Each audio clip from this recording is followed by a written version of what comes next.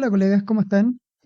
A través de este video quiero enseñarles o explicarles una estrategia o metodología que yo ocupo para poder determinar eh, el tipo de depresión que el paciente tiene. Esta explicación que en este video pretendo darle eh, cumple dos objetivos. Una, nos puede ayudar para evaluar al paciente y poder comprender cómo opera o cómo funciona el tipo de depresión que el paciente está presentando, pero también nos puede servir como una forma de psicoeducar al paciente. Estas dos funciones cumple esta explicación que les voy a dar a continuación. Entonces, vamos a revisar acá en la pantalla un... ay, ok, los tipos de depresión, ¿ya? Eh, en caso que estén atendiendo a algún paciente o alguna paciente con depresión, creo que este esquema y esta explicación les va a servir para los dos fines que yo les acabo de comentar. Bien, vamos a suponer que esta línea que está acá va a representar el nivel de ánimo normal de una persona. Es decir, este es el umbral de ánimo normal. Es decir, una persona que no tiene depresión en general tiene un ánimo si lo midiéramos de 0 al 10, la persona tendría un ánimo un 7, eh, un 8, un 9 o un 10 de ánimo. ¿Ya? Eh, un, Estar en 7 de ánimo es un ánimo adecuado, un 8 y un 9 es un muy buen ánimo, un buen ánimo, y un 10 es un ánimo excelente. ¿Ya? Cabe recalcar que estar en un 10, pocas veces podemos estar siempre en un 10 de manera estable. El 10 está reservado para momentos particulares de nuestra vida, para periodos, etapas, pero es muy difícil que una persona se encuentre siempre en el nivel 10 de ánimo, ¿ya? Mucho menos cuando ya somos adultos, donde hay presiones, responsabilidades, ¿sí? Pero en general, una persona sin depresión se debería mover entre el 7 y el 10 de ánimo. Incluso una persona que está en un 6, que vendría a ser un ánimo un poquito más que regular, todavía un 6, si bien no es un gran ánimo, todavía un 6 es súper funcional, es decir, la persona podría funcionar bien con un 6 de ánimo, ¿ya? Por tanto, este umbral que estoy mostrando acá es el umbral normal de ánimo de una persona sin depresión, ¿ya? ¿Qué es lo que ocurre cuando hay una depresión? Cuando hay un episodio depresivo. Tenemos algunas depresiones que se manifiestan de esta forma, ¿sí? El paciente de pronto experimenta un episodio depresivo, un episodio profundo de depresión, ¿ya? Episodio depresivo. Ok, ¿cuánto puede durar este episodio? Para que hablemos de una depresión, como mínimo 2 semanas, ¿sí? 2 semanas. En estas 2 semanas el paciente va a presentar algunos de los dos criterios que están en el DSM-5, es decir, un ánimo depresivo la mayor parte del tiempo, es decir, durante esas 2 semanas, gran parte de los días el paciente está eh, deprimido, ¿sí? Son poquitos momentos donde se siente un poquito más aliviado, pero en términos generales durante estas 2 semanas ha estado deprimido. O bien, o bien ha perdido el interés por las cosas que antes solía interesarse, por las cosas que antes solía disfrutar, hoy día ya no las está disfrutando, ha perdido esa capacidad de experimentar placer. ¿Por cuánto tiempo? Durante 2 semanas. Evidentemente esto también está acompañado de varios síntomas que son los que conforman el episodio depresivo. Entonces hay personas que van a experimentar un episodio y luego, pasado un tiempo que podría extenderse por meses, va a experimentar una recuperación y va a volver a su estado de ánimo normal, ¿ya? El estado de ánimo normal de una persona puede andar así, ¿cierto? Sí, a veces un poquito más bajo, nunca es tan parejito como este, ¿ya? Es lo que les decía, de 7 a 10, incluso un 6, ¿sí? Pero acá ya estamos viendo que acá hay un pozo depresivo, una depresión profunda. Hay personas que van a experimentar esto una única vez en su vida, ¿ya? Después de eso se van a recuperar y nunca más experimentarán una depresión, ¿ya? Este tipo de depresión le vamos a llamar depresión de episodio único, ¿ya? Este tipo de depresión se da muy pocas veces, es una forma muy excepcional como se presenta la depresión, pero se da en algunas ocasiones. Ahora vamos a ver otro tipo de depresión que es exactamente lo mismo. El paciente experimenta un episodio profundo de depresión con las mismas características, logra salir a flote después de un tratamiento o bien porque tuvo un buen apoyo o a través de otras circunstancias o se solucionó el problema que lo metió en la depresión, ¿sí? El gatillante ya no está y el paciente se recupera y vuelve a recuperar su estado anímico. ¿Cuánto tiempo puede pasar? Pueden pasar 2 años, de 2 a 5 años, donde el paciente va a estar en un ánimo estable, puede tener algunas variaciones, pero va a estar en un ánimo estable, funcional, ¿sí? Sin embargo, pudiese ocurrir que el paciente vuelva a experimentar otro episodio depresivo. Pueden pasar de 2 a 5 años y el paciente podría volver a experimentar otro episodio depresivo y así podría experimentar varios episodios depresivos a lo largo de su vida. De hecho, muchos pacientes así lo viven. Esto es lo más común en terapia. Esta es la forma más habitual como se presenta la depresión en los pacientes, ¿sí? Eh, Cada vez que atiendan un paciente eh, con depresión, es necesario y es importante indagar si han habido otros episodios antes. La gran mayoría de los pacientes van a reconocer y van a lograr identificar otros momentos de su vida cuando estaban deprimidos. Entonces, yo podría ir con un paciente preguntándole, ok, ¿cuándo fue la primera vez que eh, viviste algo similar a esto o te sentiste tan deprimida o deprimido como lo estás ahora? Sí, miren, cuando tenía 16 años. Ah, perfecto. ¿Y eso cuándo fue? En el 2000, no sé, en el 2006. Ok, en el 2006 fue tu primer episodio depresivo. ¿Por qué fue en esa ocasión? Ah, bueno, porque yo tenía una polola en ese tiempo y terminamos y me deprimí. Perfecto. ¿Recuerdas cuando tuviste otro episodio depresivo similar o parecido en intensidad a lo que estás viviendo hoy día? Sí, claro, del otro fue en el 2009. Ok, ¿qué ocurrió ahí? No, ahí fue porque me empezó a ir mal en la universidad y no quedé en la carrera que yo quería, no me gustó lo que estaba estudiando, me empezó a ir mal y al final abandoné. Perfecto. Ok, y después eso, ¿cómo fue pasando? ¿Qué ocurrió que saliste adelante? Indagar todas esas cosas es importante. Ok, y después me dice que ¿hay algún otro episodio depresivo? Sí, el que estoy viviendo ahora perfecto, en 2023. ¿Sí? ¿Ya? Puede darse así, o pueden haber también episodios más chicos entre medio, ¿ya? Esto de 2 a 5 años se cumple la mayoría de las veces, pero no siempre se va a dar de esa manera tan exacta, tan matemática. Recuerde que en psicología no hay nada 100% matemático y establecido, pero sí hay una tendencia, ¿ya? En general, en mi experiencia, yo he visto que hay pacientes que cada 7 años, a veces cada 4, tienen algún episodio. Pero lo cierto es que lo más habitual es que el paciente no haya tenido solo un episodio, sino que haya tenido varios. Y yo puedo ir haciendo el historial del paciente de su episodio, consultarle siempre por qué se deprimió, cómo salió adelante, eh, ¿para qué? Para ir viendo si hay un patrón depresivo, si hay una estrategia que aplica, hay una forma de interpretar la realidad, ¿sí? Y además nos va a servir para explicar al paciente cómo se comporta su depresión.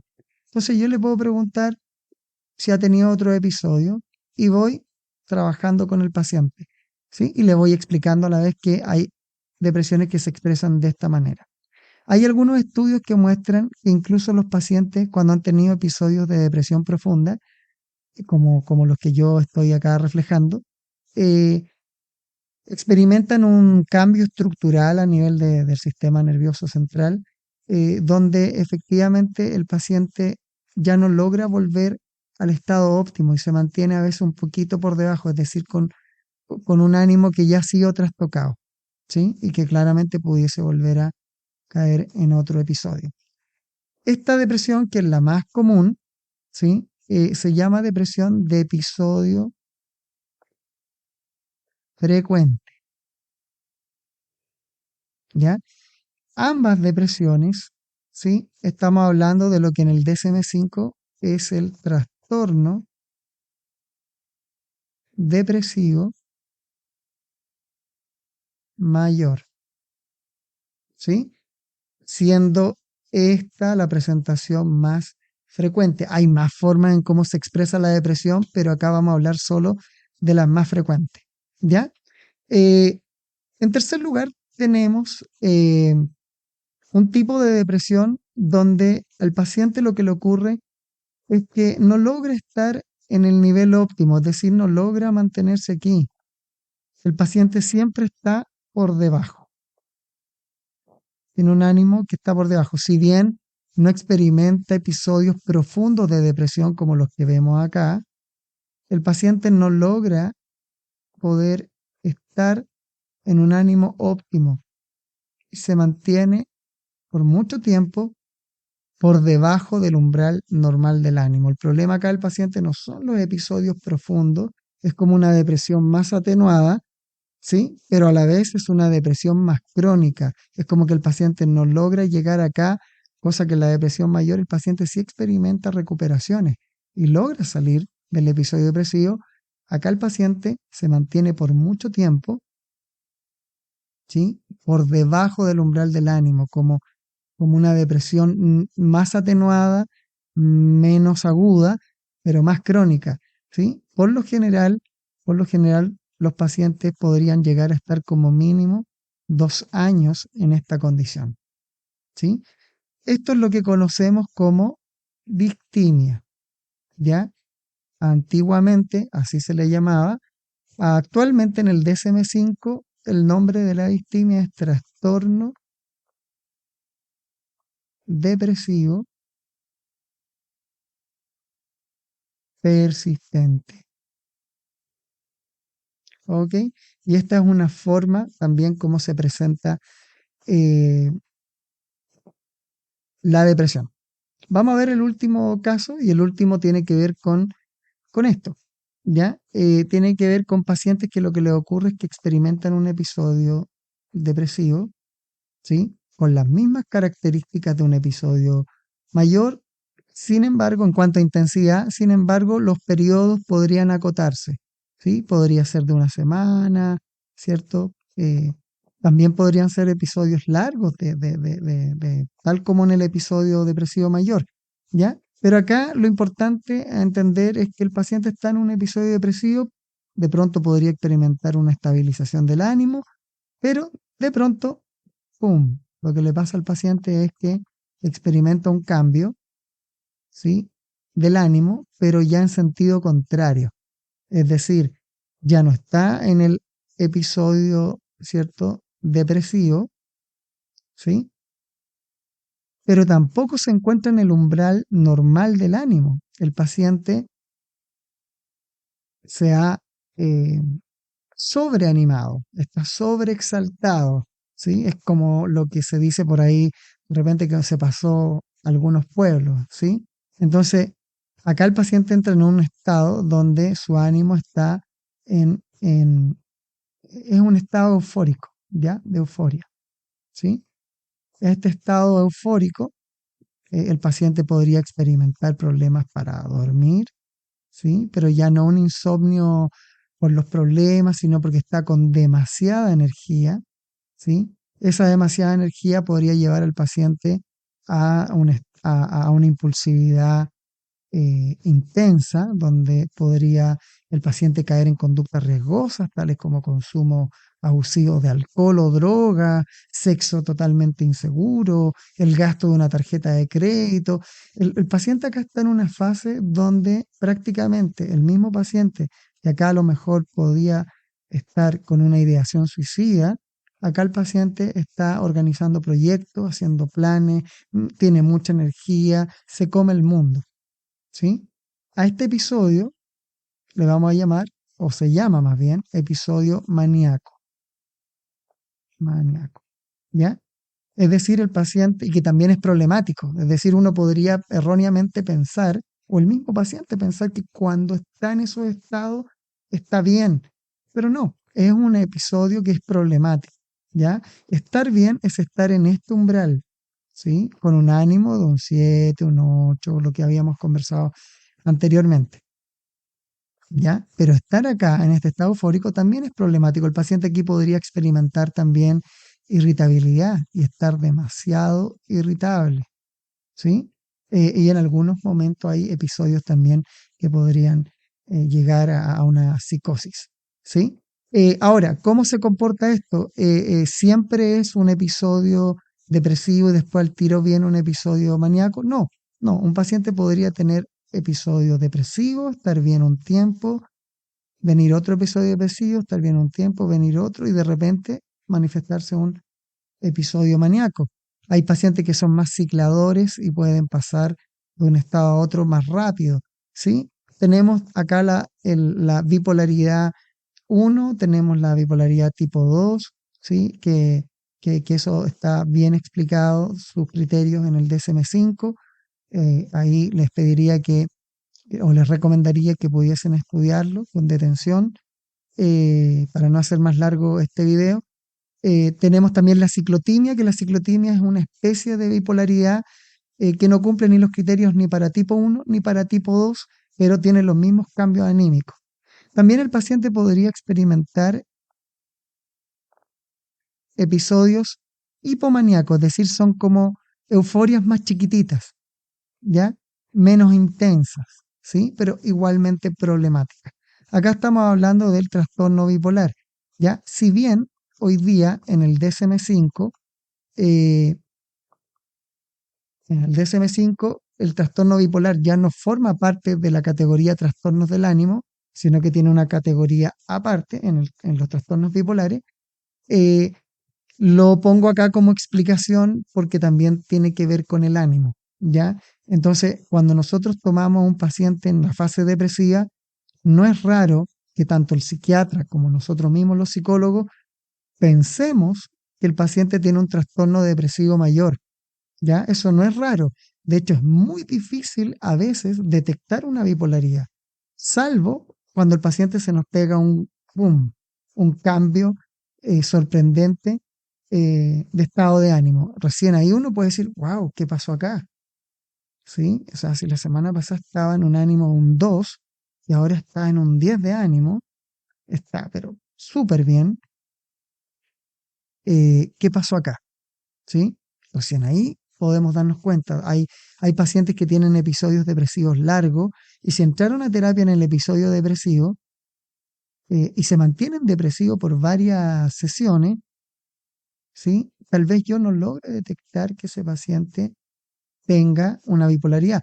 Por eso, esta herramienta y este método que les estoy comentando ahora es importante que lo podamos revisar con el paciente. Vamos a cumplir dos funciones. Vamos a psicoeducar al paciente, pero además nos va a servir para evaluar. Una vez que le doy todas estas explicaciones al paciente, yo le puedo preguntar con cuál de estas manifestaciones de la depresión se siente más identificado. ¿Sí? Si yo lo he logrado explicar bien, el paciente va a poder comprender bien también más o menos cómo se comporta su depresión. En general, si el paciente entiende que lo que le pasa es esto y él ha tenido recuperaciones, va a decir, ok, creo que la segunda forma es la manera que eh, que más me representa, que es la forma con la cual más me identifico y yo veo que así se comporta mi depresión. Ok, y ahí vamos a tener nosotros más seguridad y el paciente también va a tener más claridad de lo que le pasa y cómo funciona su problema. ¿sí? Y podríamos entonces decirle al paciente, ok, una de las objetivos es lograr que no tengamos más recaídas, ¿sí? Que las podamos atenuar. En el fondo puede ser de que estés de repente y que te quiera venir una recaída, pero la idea es y que estés con el ánimo un poco bajo, supongamos que andas en un 5, en un 4, ¿sí? Pero la idea es que no lleguemos a un 0 de ánimo, ¿sí? Sino más bien que nosotros cuando estés bajo podamos repuntar a través de las técnicas y herramientas que vas a aprender en terapia y puedas mantenerte en el ánimo óptimo. ¿Sí? Al paciente con distimia le vamos a ayudar a elevar el ánimo y que ojalá su ánimo siempre pueda estar más cerca. Tal vez con la distimia el paciente va a tener que lidiar con esto crónico, pero podemos ayudarlo a que ande más arribita, arribita y que en algunos momentos ojalá llegue aquí, ¿sí? Aunque es un poco complejo, pero vamos a tratar de ayudarlo a que esté más arriba. Y eso ya va a ser una mejora importante y va a hacer que el paciente esté más funcional. ¿Sí? Cuando es una bipolaridad, entonces vamos a ayudarle al paciente a reconocer los momentos donde está en el episodio depresivo y le vamos a dar herramientas para que combata este episodio, ¿sí? Actividad agradable, etcétera. Y le vamos a dar herramientas también para reconocer e identificar los momentos cuando está en el episodio maníaco y que aprenda a regular la impulsividad y que aprenda a trabajar en el episodio maníaco. ¿Ya? También lo vamos a psicoeducar para que pueda iniciar un tratamiento farmacológico, ya que el 90% del éxito del tratamiento bipolar se encuentra en el tratamiento psicofarmacológico, ya con psiquiatra, ¿sí? Con el psiquiatra. ¿Ya? Y esa tarea es tarea de nosotros enseñarle al paciente la importancia de ir al psiquiatra, de entender que el psiquiatra es el tratamiento de elección y nosotros somos un apoyo a ese tratamiento y que puede llevar una vida bastante más regulada si accede a ir al psiquiatra. Para eso hay que psicoeducarlo en el problema y psicoeducarlo en términos también eh, de la importancia del tratamiento farmacológico para llevar una vida normal. ¿Ok? A veces hay pacientes que se van a confundir y dicen, "Oh, yo tengo cambios de ánimo". Ok, una cosa es que yo de repente esté deprimido, ¿cierto? Y lo que pasa en el TLP, hay pacientes que están deprimidos, ¿sí? Con mucha disforia y cuando se animan no les pasa esto, ¿ya? Lo que les pasa es que llegan acá o un poquito más arriba y andan en un 10 de ánimo. Entonces el paciente se confunde, pero no, hay que explicarle todas las cosas que puede llegar a ser en ese estado un paciente bipolar. En general, en el TLP, el paciente no llega a esa euforia. Puede tener momentos de mucha felicidad, que es estar en un 10 de ánimo y de repente estresarse, de repente estar ansioso, de repente deprimirse. ¿Sí? Y tiene vaivenes anímicos, pero no cae en estados eufóricos donde está arriba la pelota totalmente comiéndose el mundo. ¿Sí? Hay que explicárselo bien al paciente para que lo pueda comprender. ¿Ya? Entonces, cuando yo le explico esto y el paciente ya se identifica, también le puedo más o menos enunciar qué vamos a perseguir en terapia. ¿Ya? Eh, bueno, espero que esta explicación les haya servido, ¿sí? Y les sirva también para psicoeducar a los pacientes y para poder evaluar el tipo de depresión que el paciente tiene. Existen más formas como se expresa la depresión, pero esto es lo más habitual, ¿ya? Espero que les sirva esta información y lo puedan ocupar con sus pacientes.